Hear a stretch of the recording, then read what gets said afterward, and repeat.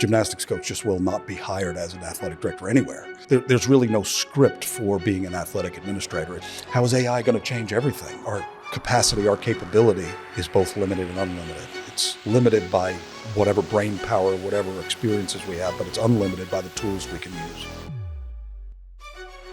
Hey everybody, my name's Pat Cohan, and this is the THSADA Director's Cut. In this episode, we're going to feature Todd Vesely, a leader whose journey took him from coaching gymnastics in Odessa, Texas, to overseeing one of the largest athletic programs in the state at Fort Worth ISD, and now earning a well-deserved place in the THSADA Hall of Honor. Throughout this episode, you're going to hear how Todd overcame doubt, led with vision, and why he believes that influence, not authority, is the true key to leadership. A special thanks goes out to Go Vision, a premier provider of large-scale LED video displays powering major events from College Game Day, the PGA Tour, and NCAA Final Four, to the THSADA Director's Cut podcast. Thank you, Go Vision. Now let's dive into this episode of the Director's Cut featuring Todd Vesely.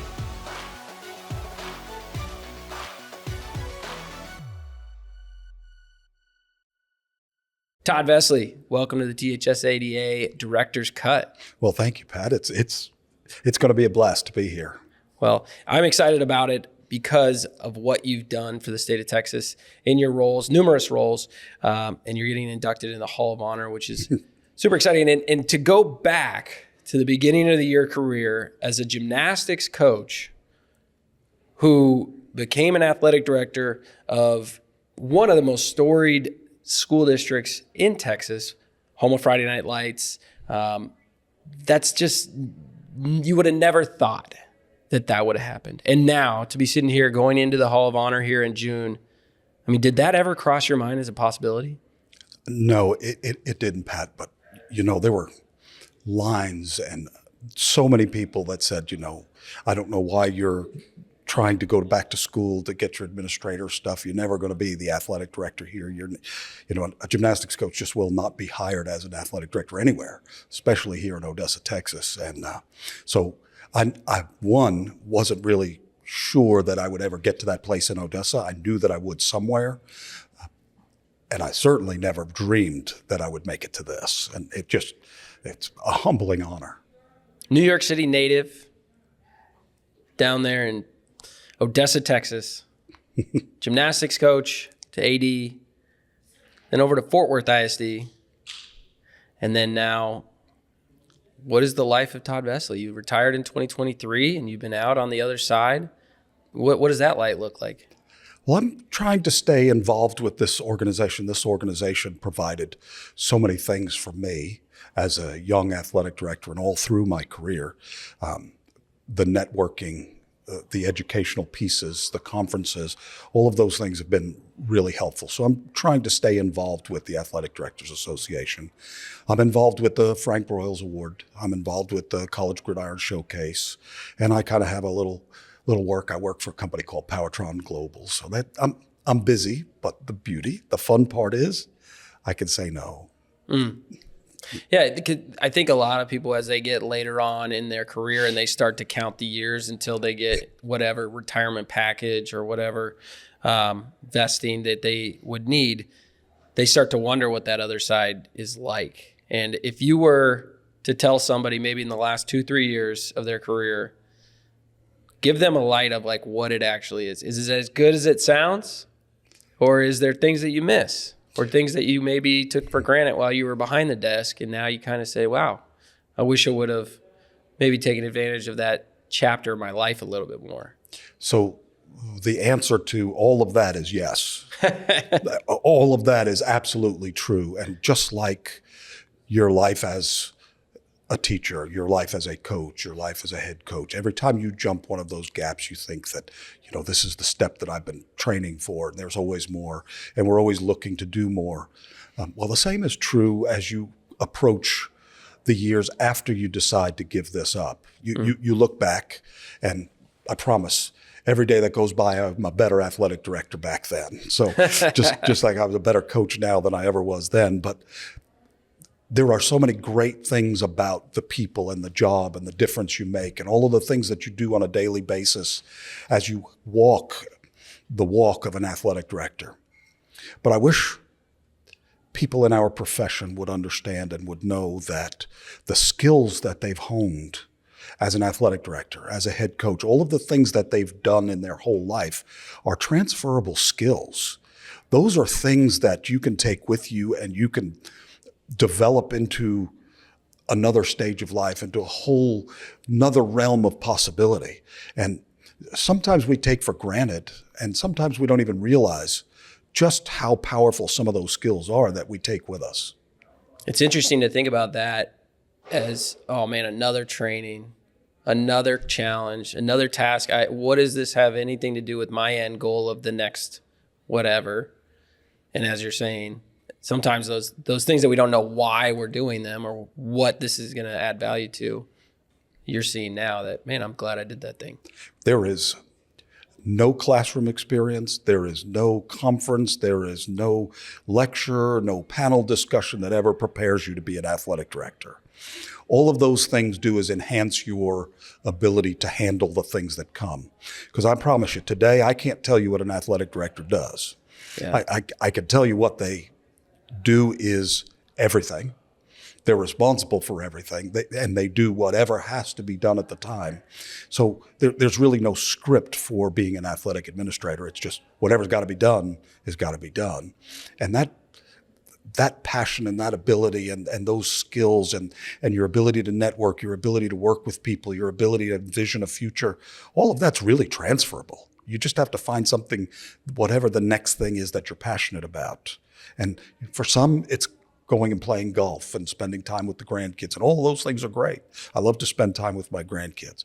But I think it's been important that I find a next step, that I continue to retool myself, continue to learn, continue to do things, and have something for the next step. Well, let's go back to your first steps as a coach. And one of the things that to summarize, you had a storied career, 2 national championships, 5 state titles. You put Odessa, Texas as a gymnastics, Odessa, Texas gymnastics on the map.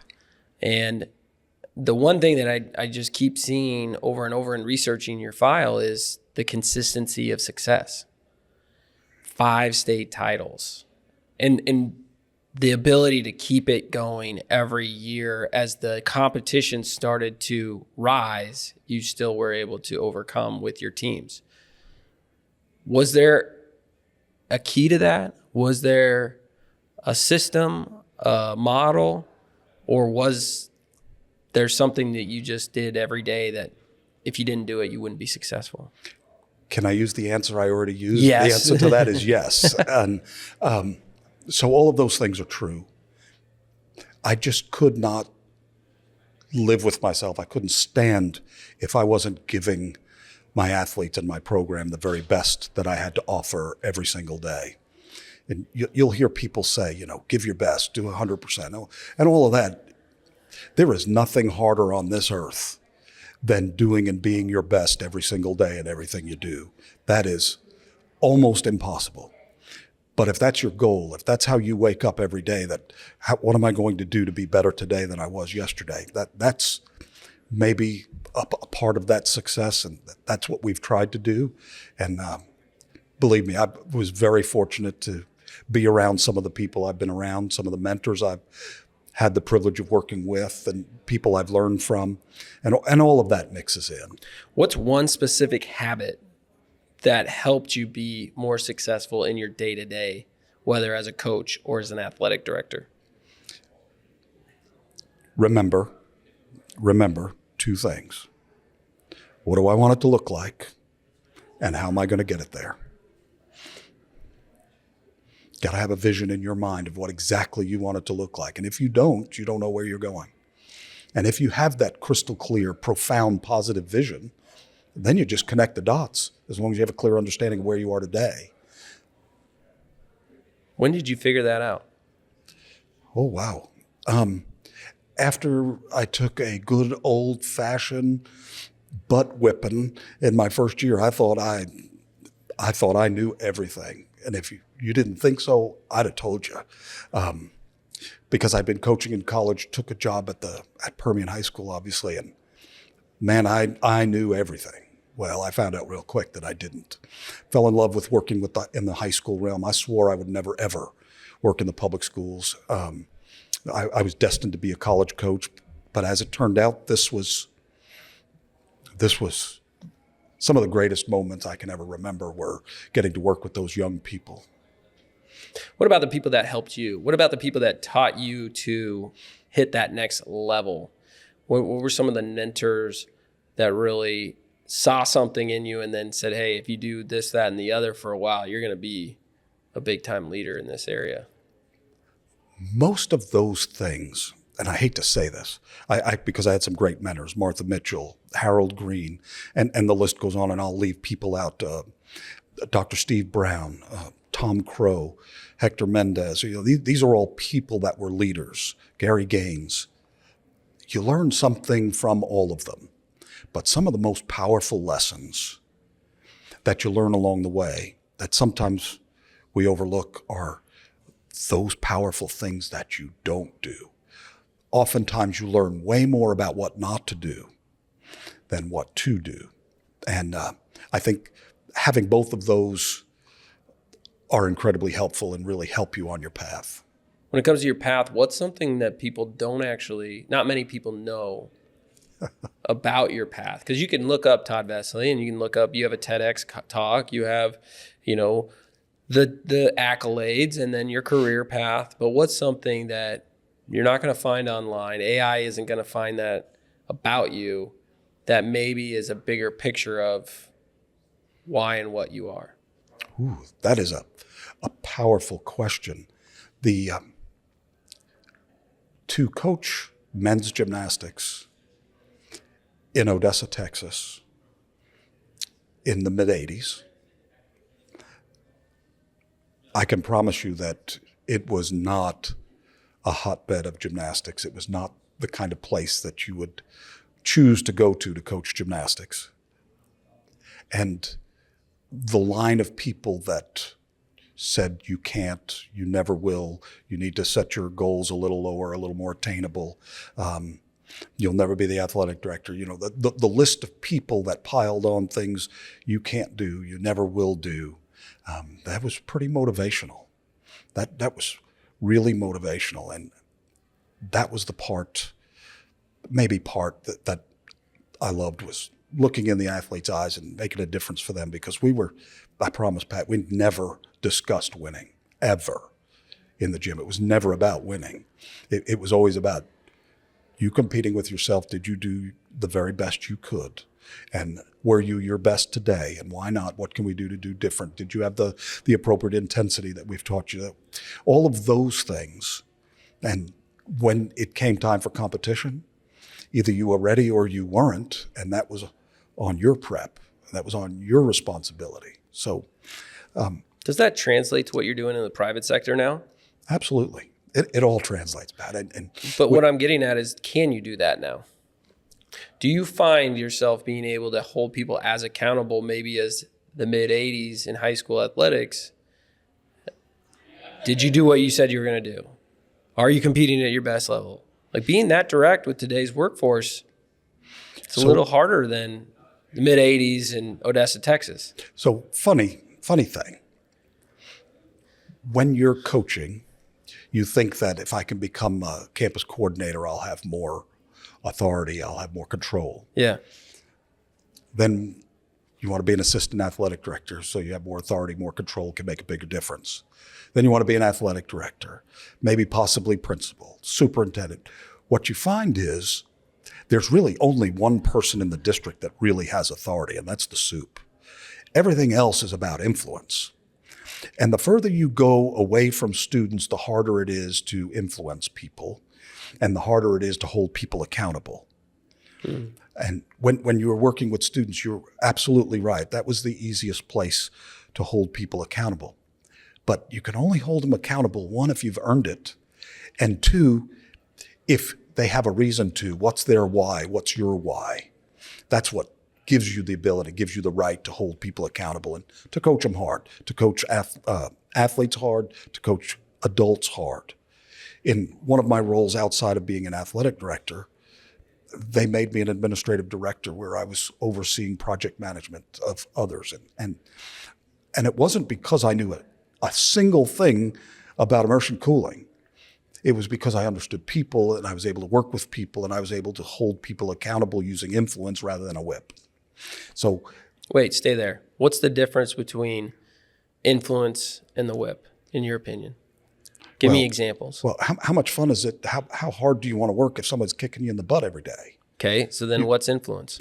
Influence is you come alongside people, you lift them up. What can I do to make this easier? What obstacles are in your way? What are we not doing to help you? We did the same thing as an athletic director, call a coach in. Coach, what are we not doing? I'm hold you accountable. I want you to hold us accountable. It almost seems like reverse, like 'cause you're basically saying it's the coach or the leader that's trying to figure out what they need to do to unlock the door for the person, the performer, whether that's in the office, in the workplace, or in the school or on the field. And that's so maybe counterintuitive when people are pointing fingers.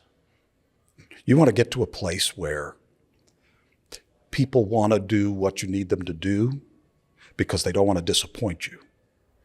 How do you do that? It takes a long time, a lot of effort. This is a people business. Yeah. Athletic director, coaching, it's a people business. If you can't form relationships and bonds and trust and get people to want to do things for you because you're doing things for them. But then are you just a nice guy? Nice girl? Like, are you just trying to make people like you? Where's that line of making people like you or making people like to serve with you? So that's a great distinction. There will never be a person that I've asked to move on that we haven't had that previous type of relationship where we've tried to help them and that they don't already know. When we have that meeting, they already know because of all of the work that we've done. Yeah, it's a lot harder. That's hard. That's not easy.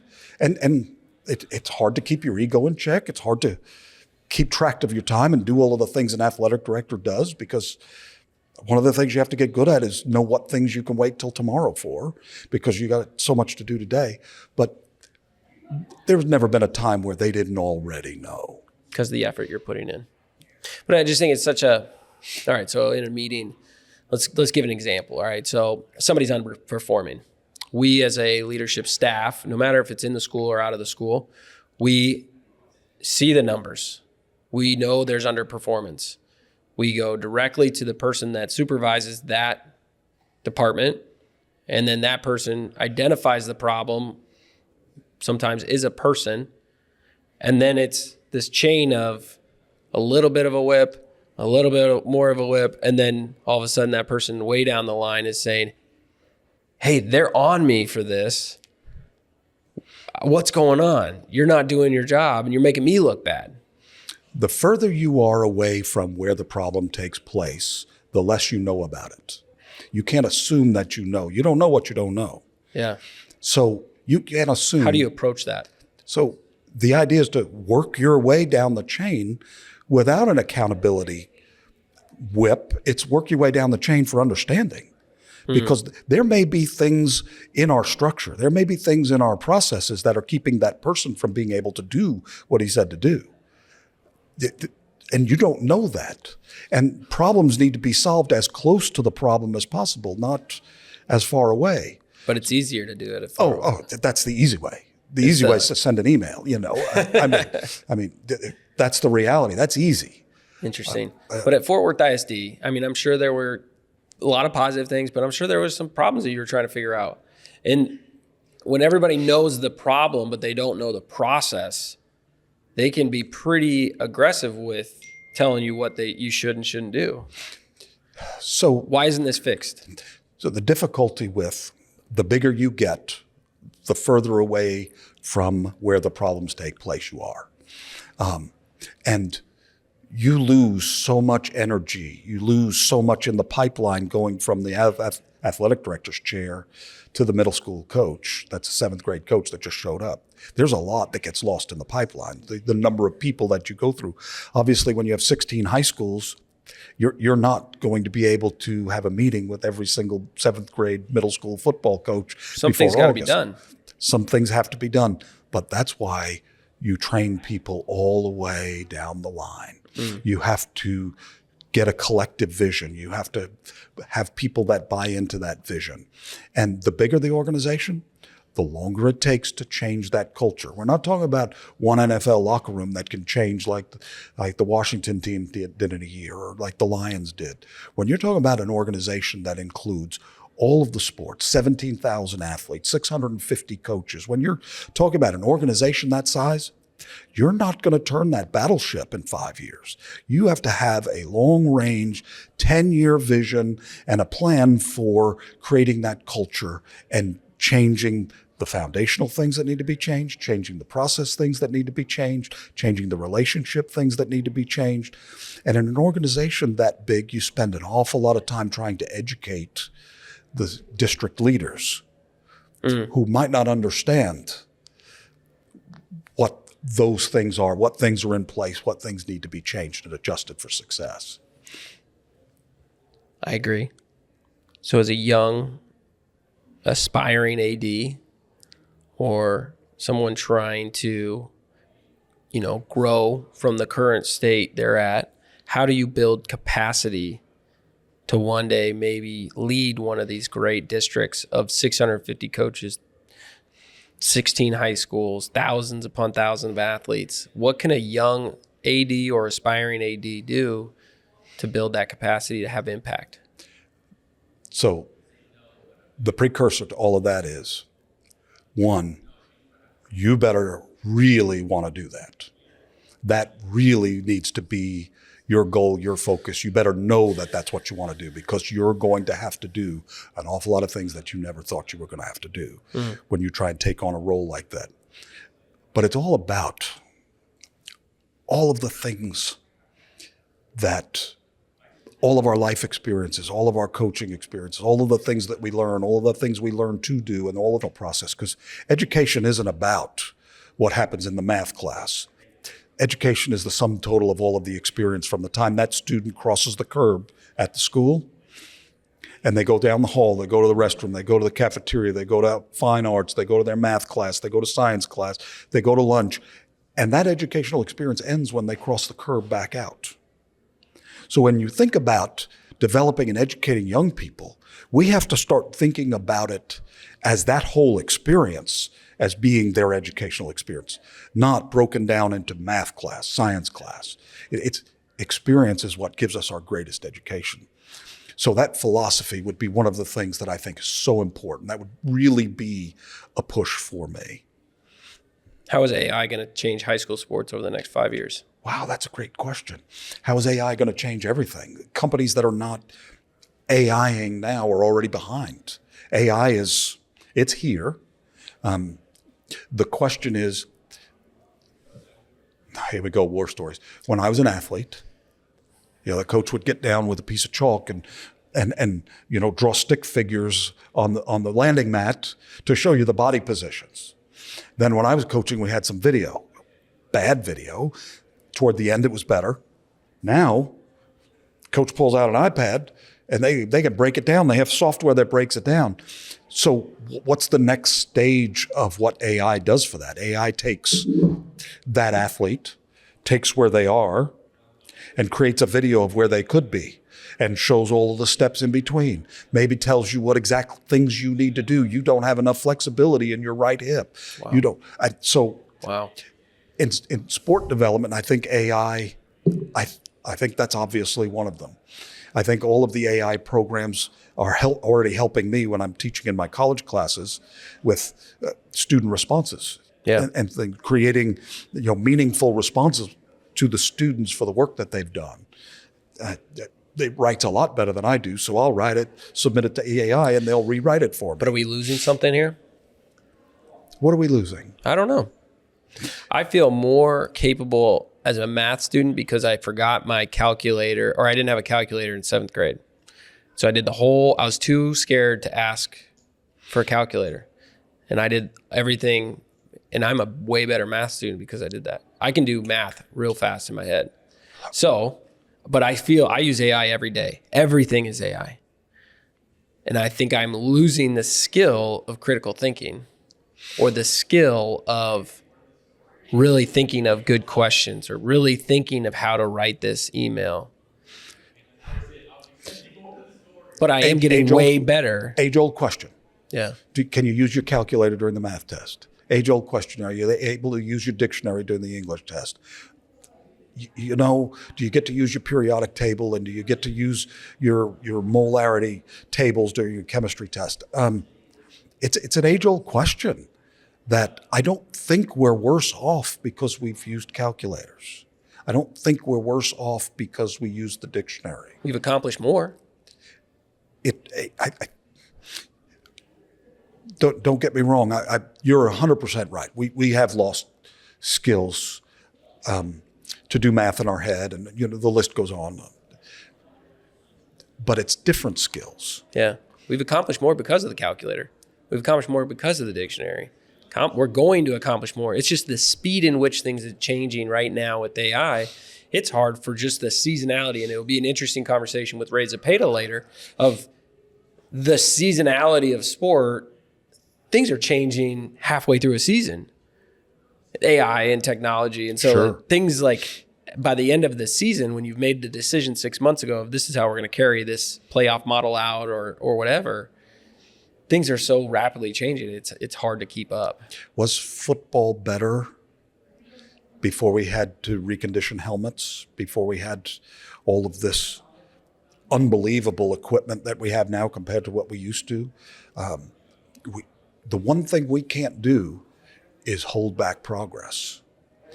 It's our responsibility to keep progress between the lanes where it's progress for good. That's our responsibility. That's our new skill. That's our new goal. Are we losing something? Sure, we are. But our capacity, our capability, as you know, is both limited and unlimited. It's limited by whatever brain power, whatever experiences we have, but it's unlimited by the tools we can use. Really appreciate you spending the time with us today. Well, thank you. This is my pleasure. I'm humbled.